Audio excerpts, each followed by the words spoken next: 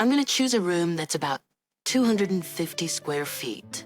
In the middle of the new room, with the smell of fresh wood in the air, Lucas said with a joyful laugh. I stopped unpacking. Is she going for a room that's about 250 square feet? What in the world is Jessica talking about? I'm taking this corner room, Lucas announced, making me even more unable to grasp the situation.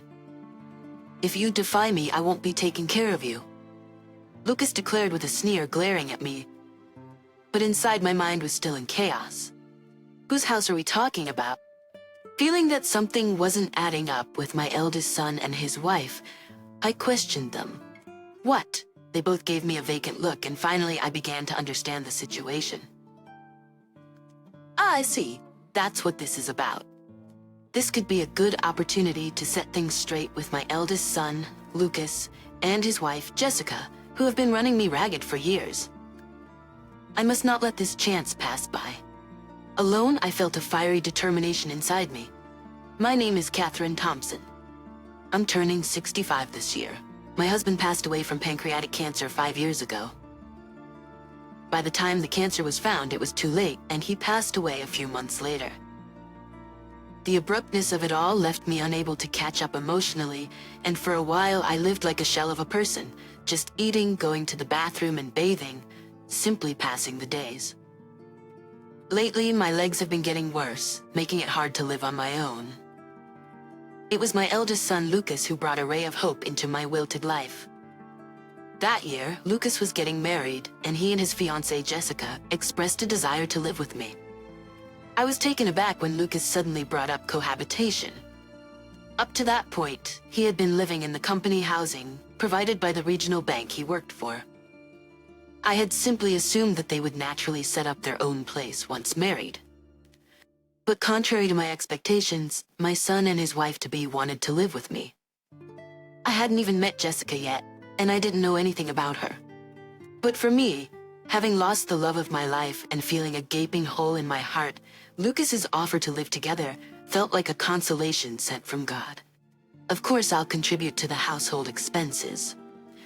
Oh, I'm fine with it. I found myself quickly agreeing before I knew it, and Lucas smiled with satisfaction. Got it.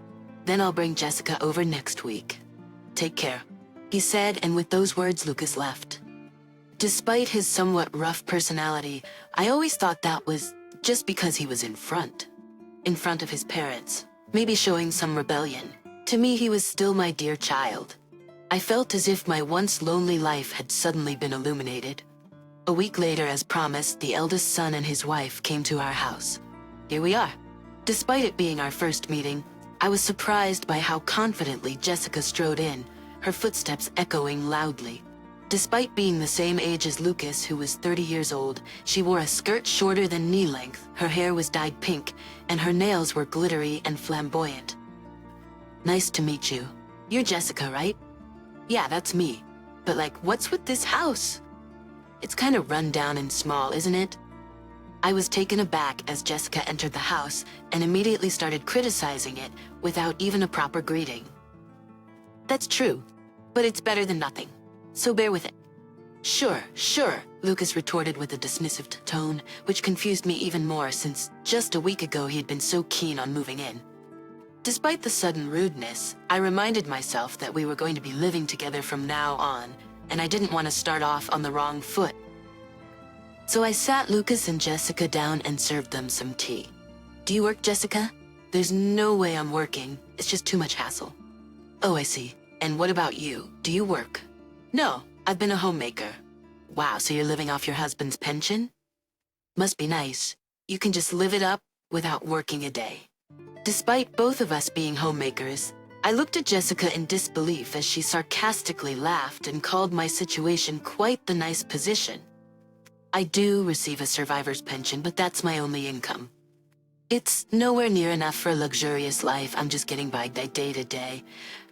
Living leisurely is nothing but a pipe dream. More importantly, Jessica, how should we divide the household chores? Since we're both homemakers, maybe we can split them equally? Wanting to change the subject, I proposed this to Jessica. Living together means the three of us supporting and helping each other out in our daily lives. I assumed that since Lucas would be working during the day and contributing financially, Jessica would be willing to help with the chores. However, she frowned visibly at my suggestion. Divide the chores? No way you should handle all that. I don't know anything about this house. Plus, I'm busy hanging out with friends. With that sharp retort, Jessica looked at me with a piercing gaze, as if dumping all the responsibilities on me. Well then, just help out whenever you can, please. I couldn't ask too much of Jessica, since we had just met today, so I ended up conceding. On the issue of chores, Jessica wore a smirk as if she had one. I felt overwhelmed and dismayed, thinking about our future life together. Living with 3 other people was a far cry from the married life I had initially imagined. First off, Lucas would say he was too busy with work and wouldn't come home until late at night. True to her initial declaration, Jessica didn't do any household chores. I thought she might at least be able to take out the trash, but she seemed to have trouble getting up in the morning and couldn't manage to do it on time. Reluctantly, I found myself doing all the housework for 3. Before moving in together, I thought this would fill the void of missing my husband, but now I regretted it, thinking maybe I was better off alone. Jessica wasn't just neglecting the household chores, she was out and about every day. Given her flashy appearance, I had suspected she might be a bit wild, but to be out playing every day really was quite the nice position indeed. Every time Jessica came home, she was always carrying shopping bags from well-known international brands. These were brands that sold luxury items I could never afford on my pension. When I asked, "How did you afford these?" she laughed through her nose and said, "Obviously, I bought them with my allowance. However, I knew Lucas's salary wasn't high enough to afford multiple high-end brand items. If Jessica had been saving up her allowance bit by bit to buy these things, I could understand, but buying brand name items nearly every day doesn't leave room to save." I wondered where she could possibly be getting so much money. And there was another unexpected issue for me. Lucas wasn't contributing financially to the household. About a month after we started living together, I thought Lucas would have transferred some of his salary into our household account by now. So I checked at the bank, but there was no money from Lucas. Before we started living together, I remembered Lucas saying, "I'll contribute financially to the household." Well, it's only been a month, maybe he's just late or forgot. I thought and went home without much suspicion that day. However, as 2 months, then 3 months passed, there was still no financial contribution from Lucas. I finally decided to tell him that it was impossible to cover the living expenses for 3 people with just my pension. Could you contribute a little to the household? The budget for groceries is really tight. Sorry, forgot. I'll make sure to put in some next time. Hearing the words "I forgot," I felt relieved and believed that Lucas would start contributing financially from next month. However, his promise seemed to be just an excuse to placate a child, and he never actually made the transfer. I pleaded with Lucas several times, but he was usually drunk by the time he got home, and quickly forgot what I had said. Or perhaps he was pretending to forget. When it became clear that I wouldn't receive any money from Lucas, I had no choice but to find a part-time job. I started working at a local flower shop. Returning to work after so long was exciting, but the long hours were tough on my body, which was already past retirement age. Still, the pressure of earning enough to support 3 people weighed heavily on me. I worked 6 to 8 hours during the day, similar to a full-time job, then came home to prepare dinner for 3. Jessica, as usual, did not start helping with the chores, even though I had begun working. On the contrary, she would throw tantrums over the meals I cooked like a small child. One evening, she flipped her plate over and exclaimed, "What is this?" "It tastes awful. I wanted curry. Make it again." It wasn't just one day that such incidents occurred. Again and again, Jessica would find fault with the meals I prepared based on her mood for the day. I felt a surge of anger and sadness, but realized that arguing with the unreasonable Jessica was futile, so I silently remade the meal. I wanted to break free from this life that felt like slavery. I can't go on like this. Instinctively, I knew I couldn't go on like this. So I decided to find a hobby to distract myself and asked the manager of the flower shop, "Can you think of any hobbies I could do at home?" The manager, Mrs. Smith, was a young woman in her 40s, who you could tell must have been very beautiful in her 20s, fitting the image of a florist perfectly. How about something handmade? You're welcome to use the flowers that we're going to discard, the manager suggested. Following her advice, I decided to make jewelry using flowers. Making jewelry was a lot of fun. I was naturally skilled with my hands and quickly got the hang of making jewelry that looked just as good as what you'd find in a store. The knowledgeable manager even showed me a site where I could sell my handmade creations. Just out of curiosity, I put the jewelry I made up for sale on a website. Within a week, orders started coming in, and I began to earn an income from it. The joy of earning money from a hobby was exhilarating, and I made jewelry in every spare moment I had. Jessica scoffed at my efforts, saying, "Hey, what's this? People actually buy these?" But I ignored her. When she realized I wasn't paying attention to her, she tried to annoy me by saying, "You know, you're just like a burden to society, an old person who's useless." But I didn't react to that either. No matter what Jessica said, I wasn't afraid anymore. 5 years had passed since I started making jewelry. I started making jewelry, and I turned 65 recently. I bought a house nearby, and I loved the house I was living in because of the memories with my husband. But it was getting old, and everything was starting to fall apart. So I was satisfied to be able to buy a new house. As I was thinking about living there without my eldest son and his wife, Jessica peeked over my shoulder at the floor plan of my new home. "Wow, is this a new house? What's this? Are you moving?" Jessica exclaimed with a cheerfulness I had never heard from her before. Looking at floor plans is indeed fun, and I like it too, but I never imagined that Jessica, who always seemed so angry, would get this excited. Yes, that's right. Wow, it's really big. Jessica was absorbed in the floor plan, forgetting herself. For the first time in 5 years of living together, I saw a childlike side to Jessica. After that, I was busy buying furniture for the new house and packing up for the move. Lucas and Jessica, as usual, did whatever they pleased, paying no mind to my busyness.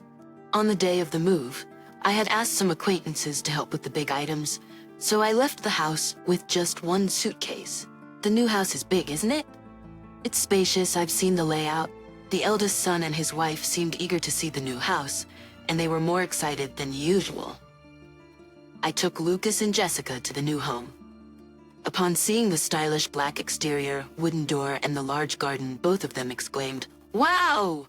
The garden was my own personal touch, something I insisted on for my hobby of growing flowers. When we entered, the expansive room spread out before us, and I felt very satisfied. Having bad knees, I made sure the house was single-story and had handrails installed, which turned out to be the right decision. Well, it's super spacious and super clean. It's more than I expected. The two of them, with eyes sparkling as if they owned the place, walked around the house while I was unpacking, cheering every now and then. That's when I began to feel a sense of unease, thinking, huh? After they had looked through all the rooms, they came back to where I was. In the middle of the new room, with the smell of fresh wood in the air, Jessica said with a joyful laugh, "I'm going to choose a room that's about 250 square feet." I stopped unpacking, confused. Is she going for a room that's about 250 square feet? What in the world is Jessica talking about? Lucas announced I'm taking this corner room, making me even more unable to grasp the situation. "If you defy me, I won't be taking care of you," Lucas declared with a sneer, glaring at me. But inside my mind was still in chaos. Huh? Whose house are we talking about? Feeling that something wasn't adding up with my eldest son and his wife, I questioned them. "But what?" They both gave me a vacant look, and finally I began to understand the situation. I see. That's what this is about. This could be a good opportunity to set things straight with my eldest son, Lucas, and his wife, Jessica, who have been running me ragged for years. I must not let this chance pass by. Alone, I felt a fiery determination inside me. I bought this house for myself. I explained the reasons for buying the house to my eldest son and his wife, who were standing there in front of me. I told them about the original house deteriorating with age, my thoughts on wanting to end our cohabitation, and how I considered that it might be more comfortable for Lucas and Jessica to live on their own without me. Ending the cohabitation. What are you talking about? Yes, I haven't heard anything about this. I thought we were gonna live in this house. The two were bewildered by my confession. From my perspective, I couldn't comprehend the nerve of the eldest son couple who seemed intent on living with me indefinitely. Moreover, I never said a single word about us living together in this new house. If we were going to live together, I surely would have consulted them about the floor plan to some extent. I hadn't discussed anything about the house with my eldest son and his wife, so the fact that they assumed they would be living here too was a real surprise. I'm sorry if it wasn't clear, but I thought if I explained it in detail, you might insist on coming along. And since I was only packing my things, I thought you would have realized. Even today, I assumed you were just coming to see my new place. After all, Jessica, you dislike everything about my cooking and cleaning, don't you? I never thought that you would actually want to continue living with me. When I said that, heavy with irony, Jessica was at a loss for words, uttering only a stifled But that's weird. How come you have the money to buy such a house? I've looked through the household account as much as I could and never saw that kind of money. Never mind. Lucas's face turned pale as if he had let something slip by accident. I was aware that Lucas had been taking money from the household funds. I had stayed silent because I was waiting to see when Lucas would reflect on his actions. If he had shown even the slightest hint of remorse, I might have consulted him about the new house. But Lucas hadn't just failed to contribute financially to the house, he had been using the household money for himself. So I had resolved not to hold back anymore. I earned the money myself. It was about 5 years ago, I think. I started making jewelry as a hobby, remember? The florist manager suggested it to me. Initially, I was just selling a little bit on a sales website, but then a famous influencer featured my jewelry on their social media. As a result, my creations started selling like crazy, and my income increased significantly. The reason I, who was living on a pension, could afford a house was because of my success in selling jewelry. Of course, even with the buzz, jewelry sales alone wouldn't have been enough to buy a house. I received invitations from various apparel and jewelry companies, participated in collaboration projects, and got advertisements. I wanted to use the substantial amount of money I earned, which I couldn't have achieved with just my part-time job, to buy a new house because of the strained living situation with my eldest son and his partner. To lie, Jessica screamed in denial of the reality. Up until this year when she turned 35, Jessica had hardly ever worked. Yet, she was always splurging on luxury brands and indulging in extravagance. It was no surprise that someone like her couldn't understand how to earn money. I know about you, Jessica. I heard you dropped out of high school, had a fight with your parents, and ran away from home. You were homeless, lied about your age to work nights, right? I can sympathize with that, even if it wasn't the right thing to do. But after quitting that job, you were just wandering around aimlessly, hanging out with bad influences, splurging on luxury items, and then it even led to shoplifting, didn't it? No. Jessica's face showed shock, clearly not expecting me to confront her about shoplifting. I had suspected Jessica of shoplifting about a year after we started living together. I always thought it was strange that she was wearing only luxury items right from the start. There's no way Lucas's salary could cover the cost of such high-end brands. One afternoon when Jessica went out, I discreetly followed her, and sure enough, she was guilty. I could have confronted her right there and then, but knowing Jessica, she would have likely talked her way out of it. So I decided to record evidence of her shoplifting on my phone, thinking that if she didn't change her ways, I would turn it over to the police someday. I have proof. Look, I said, showing her the video. Jessica's face tensed even more upon seeing it. With the evidence before her, she couldn't say anything in return, and just hung her head low. And Lucas stealing money from the bank where you work, that's just the lowest of the low. You must have been in debt, right? How did you know that, Mom? Now it was Lucas who started to tremble. To them, I must have seemed like a police officer about to question them about the crimes they had committed. You see, the daughter of my florist manager just started working as a new graduate at the same company. At the same company as you this year, in the same department, no less. She told me that she saw you pocketing the money that customers entrusted to the bank. Being new and worried about making a false accusation against a senior, she hasn't spoken up about it to anyone. But I thought to myself, if anyone at that bank would steal their own company's money, it would be you. This is what I heard, so there's no evidence. But given that Lucas was giving Jessica a substantial allowance every month, never contributing any money to the household and actually stealing from the household funds, it seemed likely to be true. That's Smith. I educated her thoroughly, yet she's so ungrateful. Lucas fumed, shaking with anger at the manager's daughter's betrayal. Hearing Lucas's words, I took it as an admission of his theft and seized the moment to lash out. You educated her? You probably thought you were the most important person in this house, didn't you? Acting all high and mighty at work too, looking down on everyone else. But too bad, that won't work with me. This house is a prime example. I earned the money and bought this house with my own effort. You're not the great one here. Of course, I'm not saying I am either.